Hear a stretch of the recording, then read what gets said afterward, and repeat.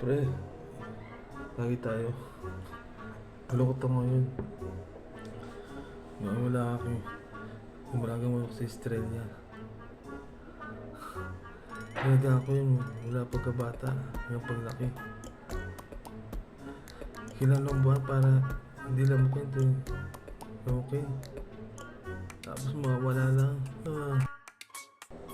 Pre, mayamin ako sa'yo. Akong itanas kay Australia. Sorry. Mamaling kasi ako sa kayong ganda. Sige pre, pinapatawad na kita. Huwag mong iiwan si Estrella. Alagaan mo lang yung mga sisiw. Kung hindi, patama ka sa akin.